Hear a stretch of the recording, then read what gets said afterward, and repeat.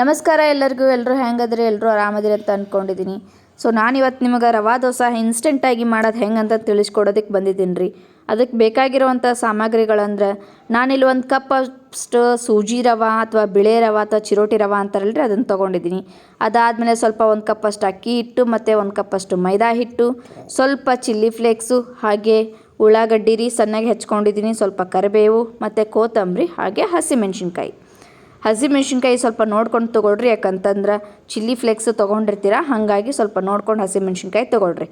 ಇವಾಗ ಒಂದು ಬಾಣಲಿಯಲ್ಲಿ ನಾನು ಏನೇನು ನಿಮಗೆ ತೋರಿಸಿದ್ದೆ ನೋಡಿ, ಚಿರೋಟಿ ರವೆ ಆಯಿತು, ಅಕ್ಕಿ ಹಿಟ್ಟು, ಹಾಗೆ ಮೈದಾ ಹಿಟ್ಟು, ಅದೆಲ್ಲವನ್ನು ಹಾಕ್ಕೊಂಡು ಸ್ವಲ್ಪ ಮಿಕ್ಸ್ ಮಾಡ್ಕೊಳ್ರಿ. 1 ಬಟ್ಲು ಚಿರೋಟಿ ರವೆ ತೊಗೊಂಡ್ರೆ 1 ಬಟ್ಲು ಮೈದಾ ಹಿಟ್ಟು ತೊಗೊಳ್ರಿ, ಹಾಗೆ 1 ಬಟ್ಲು ಅಕ್ಕಿ ಹಿಟ್ಟು ತೊಗೊಳ್ರಿ. ಸಮನಾಗಿ ತೊಗೊಳ್ರಿ ಎಲ್ಲ ಹಿಟ್ಟನ್ನು. ಸೊ ಅದಾದಮೇಲೆ ಸ್ವಲ್ಪ ಚಿಲ್ಲಿ ಫ್ಲೇಕ್ಸ್ ಹಾಕ್ಕೊಳ್ರಿ, ಹಾಗೆ ಕತ್ತರಿಸಿ ಇಟ್ಕೊಂಡಿರುವಂಥ ಕೊತ್ತಂಬರಿ ಹಾಕ್ಕೊಳ್ರಿ, ಮತ್ತು ಸ್ವಲ್ಪ ಕರಿಬೇವು ಹಾಕ್ಕೊಳ್ರಿ, ಮತ್ತು ಹಸಿಮೆಣ್ಸಿನ್ಕಾಯಿ ಹಾಕ್ಕೊರಿ. ಇದೆಲ್ಲ ಹಾಕ್ಕೊಂಡ್ಮೇಲೆ ಸ್ವಲ್ಪ ಉಳ್ಳಾಗಡ್ಡಿ ಹೆಚ್ಕೊಂಡಿದ್ರಲ್ರಿ, ಉಳ್ಳಾಗಡ್ಡಿ ಸ್ವಲ್ಪ ಸಣ್ಣಗೆ ಹೆಚ್ಕೊಳ್ರಿ. ಯಾಕಂದ್ರೆ ದೋಸೆ ಹಾಕುವಾಗ ಉಳ್ಳಾಗಡ್ಡಿ ದೊಡ್ಡ ಇತ್ತು ಅಂದ್ರೆ ಟೇಸ್ಟ್ ಬರೋಂಗಿಲ್ಲ, ಹಾಗಾಗಿ ಸ್ವಲ್ಪ ಸಣ್ಣಗೆ ಹೆಚ್ಕೊಳ್ರಿ. ಮತ್ತು ರುಚಿಗೆ ತಕ್ಕಷ್ಟು ಉಪ್ಪು, ಇವೆಲ್ಲ ಹಾಕ್ಕೊಂಬಿಟ್ಟು ಈ ರೀತಿ ಮಿಕ್ಸ್ ಮಾಡ್ಕೊಳ್ರಿ ಫಸ್ಟು. ಸೊ ಚೆಂದಾಗೆ ಮಿಕ್ಸ್ ಆಗಬೇಕು. ಇದೆಲ್ಲ ಮಿಕ್ಸ್ ಆದಮೇಲೆ 1 ಗ್ಲಾಸ್ನಷ್ಟು ನೀರು ಹಾಕ್ಕೊಂಡೇನಿ. ಅದಾದಮೇಲೆ 2 ಅಥವಾ 3ರಿಂದ ನೀರು ಹಾಕ್ಕೊಳ್ರಿ. ಯಾಕಂದರೆ ಸ್ವಲ್ಪ ಇನ್ಸ್ಟೆಂಟಾಗಿ ರವೆ ದೋಸೆ ಅಲ್ವಾ, ಸ್ವಲ್ಪ ನೀರಾಗಿ ಇದ್ರೇ ದೋಸೆ ಹದಕ್ಕಂದ್ರೆ ತೀರಾ ದೋಸೆ ಹದಕ್ಕಿರಬಾರ್ದು ರೀ. ಈಗ ನೀರು ದೋಸೆ ಮಾಡ್ತಾರಲ್ರಿ, ಆ ಹದಕ್ಕಿದ್ರೆ ಇನ್ನೂ ಭಾಳ ಅಂದ್ರೆ ಭಾಳ ಚಲೋ ಆಕೈತಿ. ಸೊ 2 ಗ್ಲಾಸ್ ನೀರು ಹಾಕ್ಕೊಂಡು ನಾನು ಈ ರೀತಿ ಕಲಿಸ್ಕೊಳಕತ್ತೇನಿ.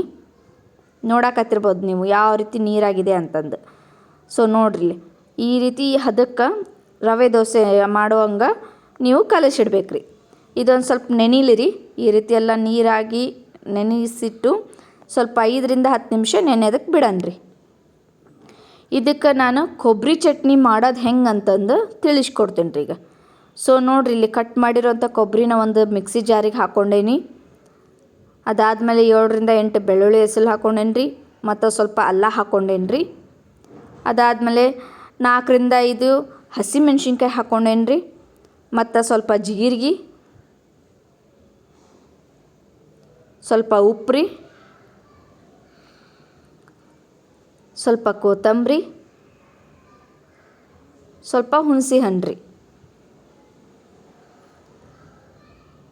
ಹಂಗೆ ಸ್ವಲ್ಪ ಬೆಲ್ಲ ಹಾಕ್ಕೊಳ್ರಿ. ಹುಣಸೆ ಹಣ್ಣು ಹಾಕ್ಕೊಂಡಿರ್ತೇವಲ್ರಿ, ಹಾಗಾಗಿ ಸ್ವಲ್ಪ ಬೆಲ್ಲ ಹಾಕ್ಕೋಬೇಕ್ರಿ. ಸೊ ಇದೆಲ್ಲ ಹಾಕ್ಕೊಂಡು ಕೊಬ್ಬರಿ ಚಟ್ನಿ ಮಾಡ್ಕೊಂಬರೋಣ ಬರ್ರಿ. ಸೊ ಕೊಬ್ಬರಿ ಚಟ್ನಿ ರೆಡಿ ಆಗೈತೆ ನೋಡ್ರಿ. ನೋಡಕತ್ತಿರ್ಬೋದು ನೀವು, ಮಸ್ತಾಗಿ ಆಗೈತಿ. ಸ್ವಲ್ಪ ಖಾರ ಮುಂದಿತ್ತಂದ್ರೆ ಹಿಂಗೆ ಹಸಿರಾಗೆ ಆಗುತ್ತೆ, ಹಾಗಾಗಿ ಸ್ವಲ್ಪ ಖಾರ ಇದ್ರೇ ಟೇಸ್ಟ್ ಬರುತ್ತೆ ರೀ. ಸೊ ಇವಾಗ ನಾನು ಹಂಚು ಕಾಯಕ್ಕಿಟ್ಟಿದ್ದೆ, ಮಸ್ತಾಗಿ ಹಂಚು ಕಾದೈತ್ರಿ.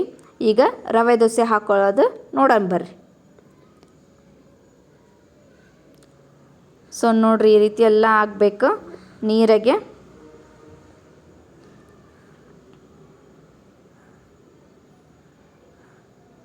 ಮಸ್ತ್ ಅಂದ್ರೆ ಮಸ್ತಾಗೆ ನೀರು ದೋಸೆ ಮಸ್ತಾಗೈತೆ ರೀ.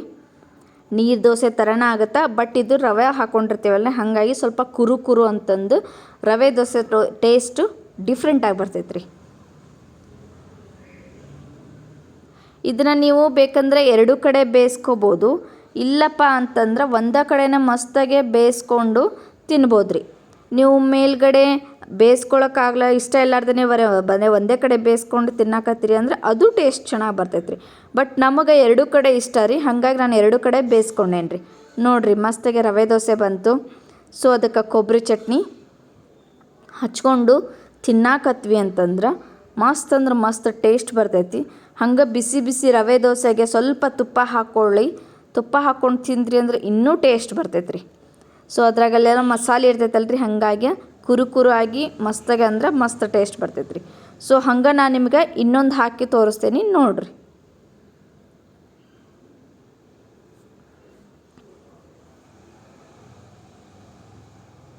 ನೋಡಿರಿ, ಹಂಚು ಈ ಥರ ಮಸ್ತಾಗೆ ಕಾದಿದ್ರೆ ಮಾತ್ರ ಮಸ್ತಾಗೆ ರವೆ ದೋಸೆ ಕುರು ಆಗಿ ಬರ್ತಾವೆ ರೀ.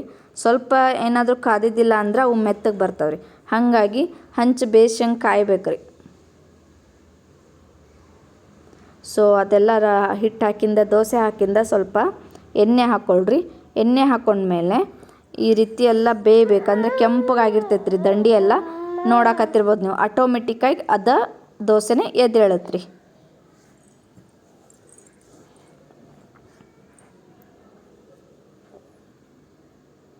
ಮಸ್ತ್ ಕೆಂಪಗೆ ಬಂದೈತೆ ನೋಡ್ರಿ ದೋಸೆ ಕುರು ಆಗಿ ನೋಡ್ರಿ. ಸೊ ಇದನ್ನು ಕೊಬ್ಬರಿ ಚಟ್ನಿ ಜೊತೆ ತಿನ್ನಿರಿ, ಮಸ್ತ್ ಅಂದ್ರೆ ಮಸ್ತ್ ಟೇಸ್ಟ್ ಬರ್ತೈತಿ. ಸೊ ಒಂದು ಸಲ ಬೇಕಂದ್ರೆ ಮನ್ಯಾಗ ಟ್ರೈ ಮಾಡಿರಿ, ಹೆಂಗಾಗೈತೆ ಅಂತ ಕಮೆಂಟ್ ಬಾಕ್ಸಲ್ಲಿ ತಿಳಿಸ್ರಿ. ಇದನ್ನು ಮಕ್ಕಳು ಸಹ ತುಂಬ ಅಂದರೆ ತುಂಬ ಇಷ್ಟಪಟ್ಟು ತಿಂತಾರ್ರಿ. ಸೊ ಯಾವುದೇ ಥರನಾಗಿ ಖಾರ ಅನಿಸಲ್ಲ. ಒಂದು ಸಲ ಮನ್ಯಾಗ ಟ್ರೈ ಮಾಡಿರಿ, ಹೆಂಗಾಗೈತೆ ಅಂತ ಕಮೆಂಟ್ ಬಾಕ್ಸಲ್ಲಿ ಖಂಡಿತ ತಿಳಿಸ್ರಿ. ಮತ್ತೊಂದು ಹೊಸ ರೆಸಿಪಿಯೊಂದಿಗೆ ಬರ್ತೀನಿ ರೀ. ಅಲ್ಲಿವರೆಗೂ ದಯವಿಟ್ಟು ನನ್ನ ಚಾನಲ್ನ ಸಬ್ಸ್ಕ್ರೈಬ್ ಮಾಡ್ತೀರಿ.